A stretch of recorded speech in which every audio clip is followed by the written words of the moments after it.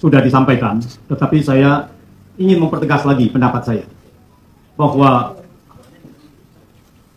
TPUA minta untuk proyek IKN ini dibatalkan.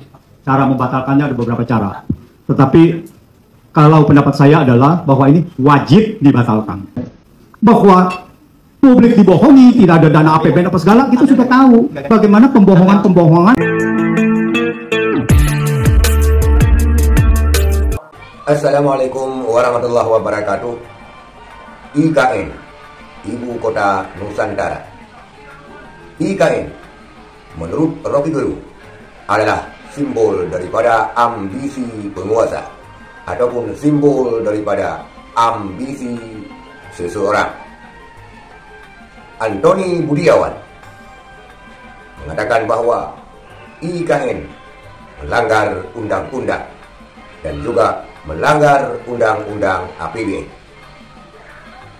Bagi kita rakyat, IKN adalah sebuah kota baru yang dibangun hanya untuk menyodot APBN di tengah-tengah rakyat Indonesia yang susah, di tengah-tengah rakyat Indonesia yang miskin. Kita lihat pernyataan daripada Profesor Antoni Budiawan. Tadi ya beberapa sudah disampaikan, tetapi saya ingin mempertegas lagi pendapat saya bahwa TPUA minta untuk proyek IKN ini dibatalkan. Cara membatalkannya ada beberapa cara, tetapi kalau pendapat saya adalah bahwa ini wajib dibatalkan. Bahwa publik dibohongi, tidak ada dana APBN apa segala, kita sudah tahu bagaimana pembohongan-pembohongan yang sudah dilakukan oleh pemerintahan ini. Pembohongannya ini begitu sistematis sampai diberitakan secara sistematis terstruktur bahwa sudah ada investor asing, sudah ada SoftBank, sudah ada dari Saudi Arabia, dari Qatar dan lain-lainnya. Tapi itu semuanya pembohongan semuanya. Karena apa? Karena itu semuanya dinyatakan hanya sepihak oleh Indonesia.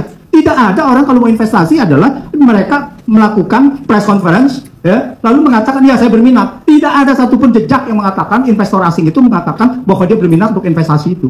Jadi ini sudah pembohongan terstruktur sekali. Jadi ini wajib batal. Apa konsekuensinya? Ya konsekuensinya tadi sudah dikatakan bahwa ini terjadi kerugian negara. Kerugian negara yang harus diusut. Jadi di situ dikatakan bahwa SoftBank mau investasi 30-40 miliar. Ini tidak ada malunya pejabat ini. Nguber-nguber sampai ke Qatar, nguber-nguber sampai ke Saudi Arabia, minta untuk investasi. Sampai kalau nggak salah ada jalan tol dinamakan MBZ. Ini gimana? Ini korupsi kan? Sangat luar biasa gitu. Nah, jadi ini mau tidak mau bahwa ini harus wajib batal. Jadi saya sarankan TPUA ini mau jalan apapun ini harus batal. Tadi Bang Egy mengatakan bahwa ada beberapa cara, tetapi saya melihatnya adalah bahwa gugatan ke MK ini harus segera dilakukan. Karena ini adalah bukti bahwa ini adalah melanggar. Bahwa kalau dengan DPR mengkoreksi, lalu Perpu mengkoreksi dan sebagainya, itu seolah-olah tidak ada pelanggaran. Pelanggaran ini tidak bisa didiamkan. Jadi ini harus dilakukan bahwa nantinya ada, karena toh proyek ini akan mangkrak juga gitu. Tidak mungkin bisa diteruskan dengan APBN kekuatannya segini. Tahun ini aja, sampai dengan Januari sampai April, penerimaan pajak ini sudah turun 8%. Seharusnya naik 8%. Jadi secara total sudah diskrepensi, ada selisih. Dengan target itu sudah 15, nantinya akan menjadi mungkin antara 15 sampai 20%. Selisih penerimaan pajak. Turunnya, selisihnya adalah penurunannya shortfall, itu adalah sekitar mungkin diperkirakan bisa sampai 15%. Jadi tidak ada. Tidak ada. Jadi kalau yang tadi dikatakan bahwa oh ini siapa Luhut ya minta bahwa ini ditambahkan atau segala, ini melanggar undang-undang APBN. Karena apa? Karena tidak ada detailnya.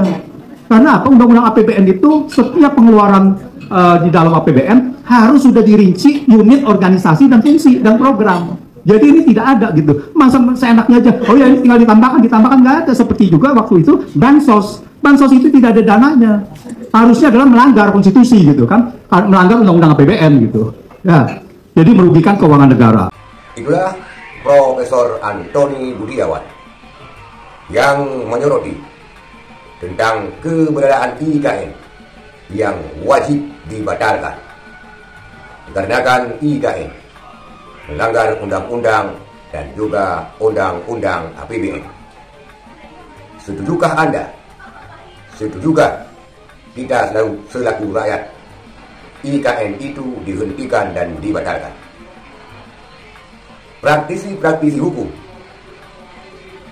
yang juga mempunyai ilmu-ilmu yang mumpuni tentang undang-undang banyak sekali mengkritisi keberadaan IKN pasca kisruh IKN dengan mundurnya ketua otorita IKN, sehingga dari karena hal tersebut bau-bau yang tidak sedap tercium di IKN.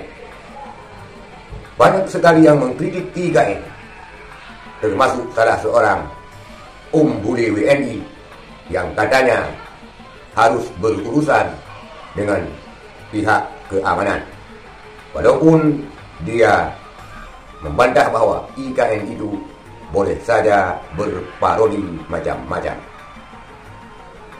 Selaku rakyat Indonesia, IKN untuk saat sekarang ini sebenarnya masih belum perlu dan masih belum mendesak, karena keadaan rakyat Indonesia yang lagi-lagi dihimpit dengan berbagai permasalahan ekonomi.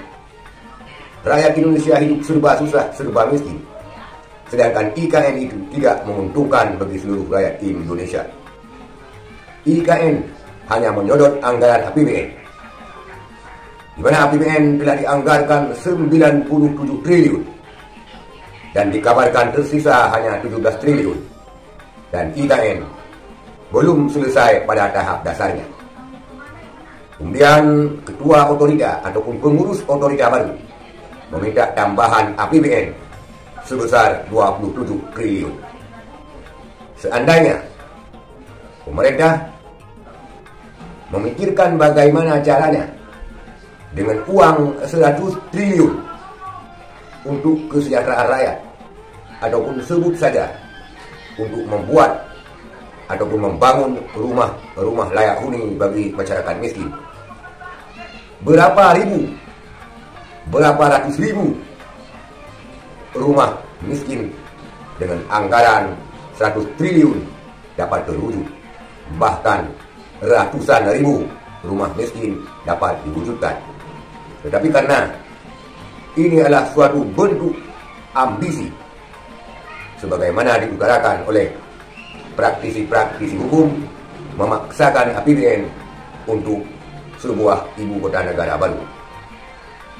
Saudara sekalian, rakyat Indonesia masih dalam slogan yang kaya makin kaya, yang miskin makin miskin. Yang kaya sibuk menjual politik, yang kaya sibuk menjilat pejabat, sementara yang miskin, yang terhina tidak ada yang peduli.